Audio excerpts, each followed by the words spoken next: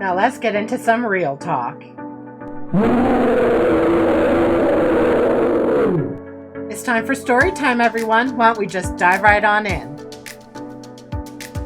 Hey guys, welcome to my channel. So for this video, I thought what I would talk about is part 2, kind of like a follow-up of the video I did on my emergency leg surgery. So this would have been all post-op and things like that. So if you haven't seen the first video, I recommend you check that out first. I'll make sure to put a link somewhere here and check that one out first, just so you have a bit of background about the story that I'm about to say. So I want to just follow up with kind of what happened after my surgery. I talked about it a bit, but I want to go a little more in detail about the recovery process. So like I said, after my emergency surgery, I had to be sutured together, and I won't show the image, but it was kind of so swollen. It kind of looked like lips, my scar, because it was so swollen and so sutured together.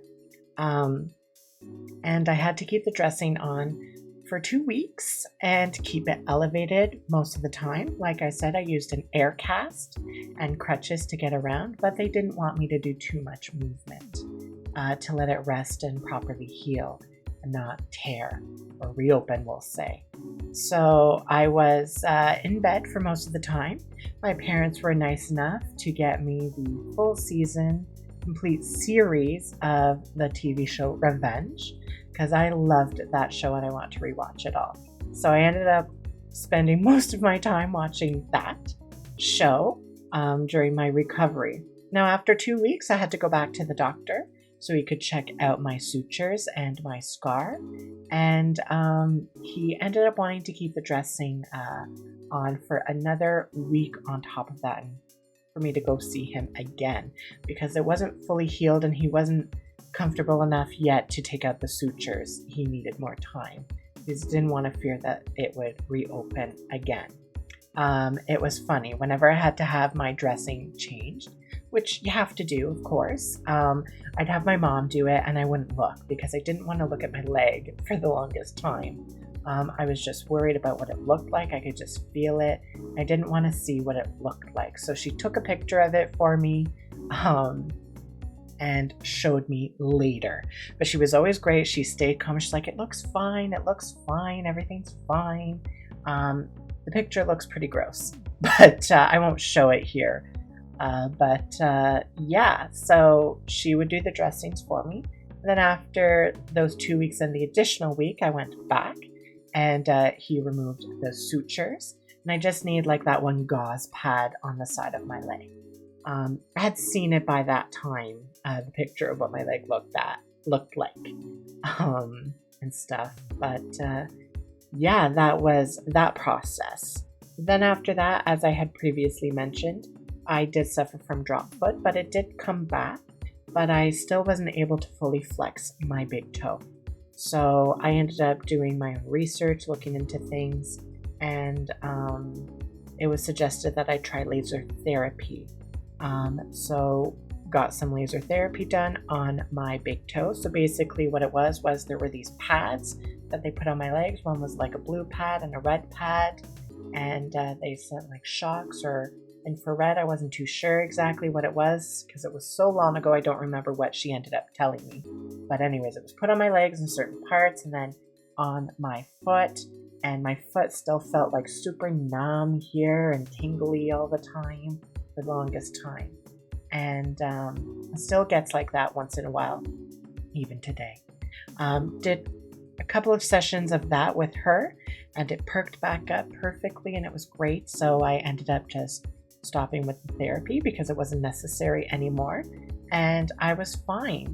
I will say I was very anxious for quite a while after the surgery, just with high intense workouts or walking long distances and stuff like that, because I was just so concerned about it happening again, even in my other leg or something like that.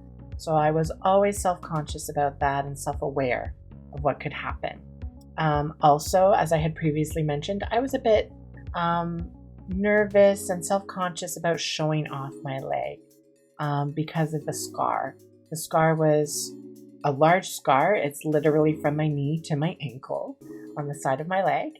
And it was not embarrassing, but I just didn't always want to get questioned about it if I wore shorts in the summer. I still wore shorts because I loved wearing shorts, and it's funny, you kind of forget about it after a while until people notice and comment on it. But it's interesting, people always feel the need to comment on it. Oh, where'd you get that scar from? Or something like that, when they don't even know who you are just looking at your scar. It's kind of interesting how people just automatically want to know. So the running joke was, someone said that I should say, I got the scar by falling down the stairs while saving puppies and a baby from injuring themselves or something like that.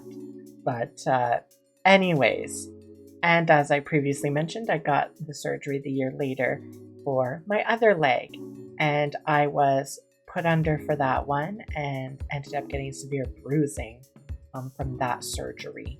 But it recovered just as well, and things seem to have been good. They are good for my legs. The scars have healed up enormously, extremely well, I want to say, actually, and you can see what they look like now. But that's kind of what happened with my leg surgeries and what happened afterwards.